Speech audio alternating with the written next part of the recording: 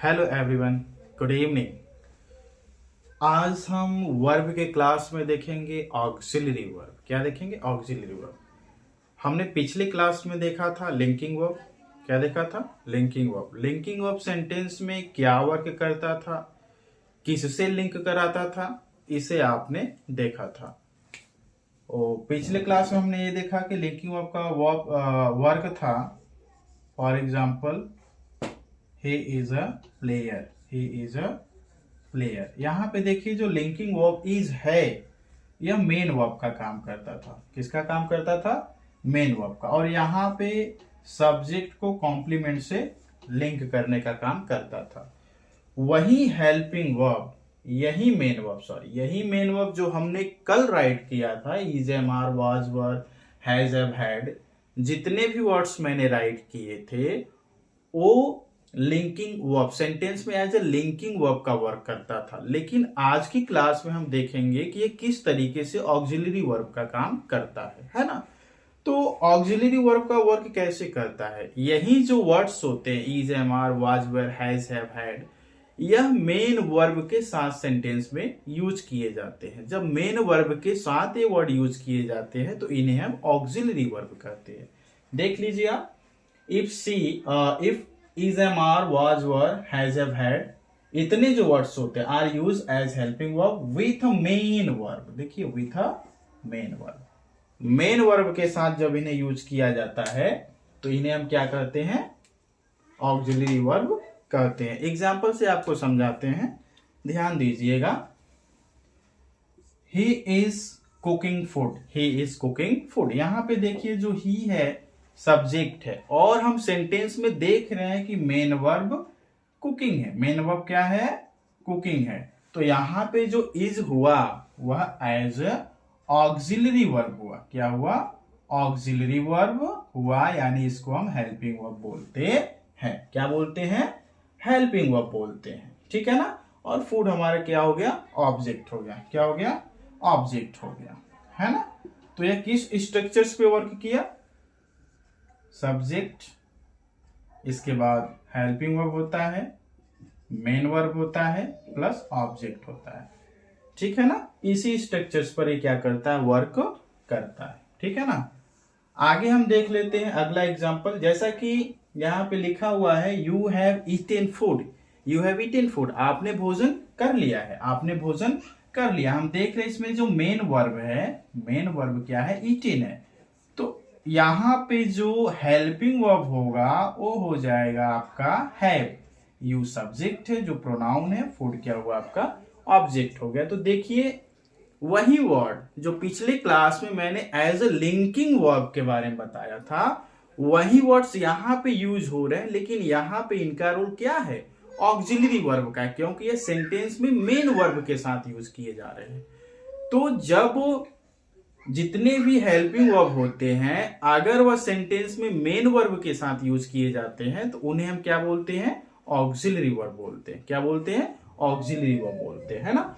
I was playing cricket, मैं cricket खेल रहा था, सब्जेक्ट हो गया, ये आपका ऑक्सिलरी वर्ब यानी हेल्पिंग वर्ब हो गया।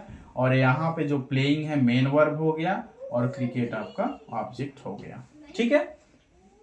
उसी तरीके से नेक्स्ट एग्जांपल में हम देख रहे हैं, why are you calling me, आप मुझे क्यों बुला रहे हैं, आप मुझे क्यों बुला रहे हैं। तो इंट्रोगेटिव वर्ड्स है, WH फैमिली का वर्ड्स है इंट्रोगेटिव। यहां हम देख रहे हैं जो आपका सब्जेक्ट है वो यू है और हेल्पिंग वर्ब आर है। मेन वर्ब क्या है? कॉलिंग है। मेन वर्ब क्या है? कॉलिंग है। तो इस तरीके से हम देख रहे हैं इस भी सेंटेंस में जो आर है वो as a helping verb use हुआ है, इसलिए यहां पे इसको हम ऑक्सिलरी वर्ब बोलेंगे। ठीक है ना। I have completed my work, मैंने अपना वर्क कंप्लीट कर लिया है, मैंने अपना वर्क कंप्लीट कर लिया। सब्जेक्ट और यहाँ पे हेल्पिंग वर्ब और ये क्या हो गया? मेन वर्ब हो गया। और ये क्या हो गया? आपका ऑब्जेक्ट हो गया। She had written a letter, she has written a letter, वह लेटर लिख चुकी थी, वह एक पत्र लिख चुकी थी। यहाँ पे देखिए जो हैड है ऑक्सिलरी वर्ब है, इसीलिए क्यों ऑक्सिलरी वर्ब है? क्योंकि यहाँ पे रिटेन एक मेन वर्ब राइट किया गया है, मेन वर्ब राइट किया गया है, इसलिए हैड इस सेंटेंस में क्या हुआ? ऑक्सिलरी वर्ब हुआ। ठीक है ना। Next example, they were talking with each other, they were talking with each other, वे लोग आपस में बात कर रहे थे। ठीक उसी तरीके से यहां पर भी जो वर है वो क्या हो जाएगा, ऑक्सिलरी वर्ब। क्या हो जाएगा, ऑक्सिलरी वर्ब, क्योंकि यहाँ हेल्पिंग वर्ब के रूप में इसको यूज किया गया। ठीक है ना। देखिए पिछले क्लास में मैंने लिंकिंग वर्ब्स के बारे में बताया था, कुछ लिंकिंग वर्ब्स को मैंने उस क्लास में डिस्क्राइब भी किया था। For example became, seem, get, grow, turn, है ना। इसे हम किस वर्ब के रूप में डिस्क्राइब किए थे, लिंकिंग वर्ब के रूप में। ठीक है ना। कुछ वर्ड्स और भी होते हैं, गो, जिसे हम बिकम के सेंस में लिंकिंग वर्ब में यूज करते हैं। यहाँ पे फॉल भी है, लुक है, अपीयर है, रिमेन है। ठीक है ना। तो जैसे फॉर एग्जांपल हम ले लें गो को, गो को अगर हम लिंकिंग वर्ब के रूप में यूज करें तो हम कह सकते हैं she has gone mad, she has gone mad, वो पागल हो गई है। देखिए यहां पे जो गॉन है, जो गॉन है यह बिकेम के सेंस में यूज हुआ है। किसके सेंस में, बिकम के सेंस में यूज हुआ है, इसलिए यहां पे जो गॉन है वो आपका क्या होगा, लिंकिंग वर्ब होगा। ठीक है। फॉल क्या है, फॉल। अगर हम कहें सी फेल इल, सी फेल इल, वो बीमार हो गई, बीमार पड़ गई, है ना। तो यहां पे देखिए जो फेल है ये क्या है, लिंकिंग वर्ब है। क्या है, लिंकिंग वर्ब है। ठीक है ना। अब आगे हम देखते हैं लुक, जो कि सीम के ही सेंस में यूज होता है। किसके सेंस में, सीम के सेंस में यूज होता है, जो मैंने पिछले क्लास में आपको बताया था। तो अगर हम कहें सी लुक्स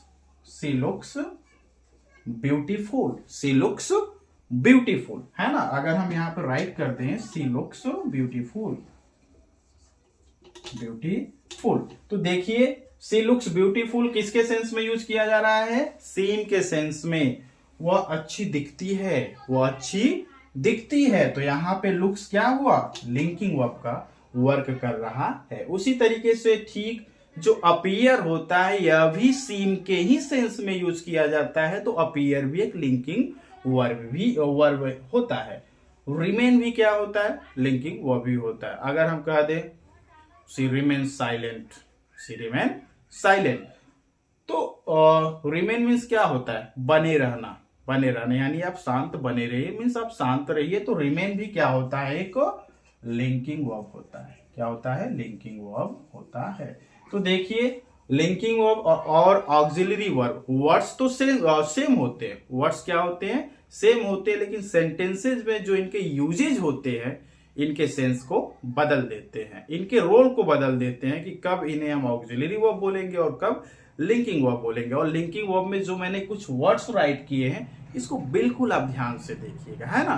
तो अभी हम आपसे नेक्स्ट क्लास में मिलते हैं, तो उसमें डिस्क्राइब करेंगे आपको मोडाल्स को। किसे डिस्क्राइब करेंगे, मोडाल्स को। फिर से हम लोग देख लेंगे ट्रांजिटिव वर्ब को, फाइनाइट नॉन फाइनाइट वर्ब को और उसके टाइप्स को देख लेंगे। और दूसरी बात, अगर वीडियो आपको अच्छी लगी हो, आपको समझ में आता हो, तो इसे लाइक, सब्सक्राइब और शेयर जरूर करिएगा। Thank you very much.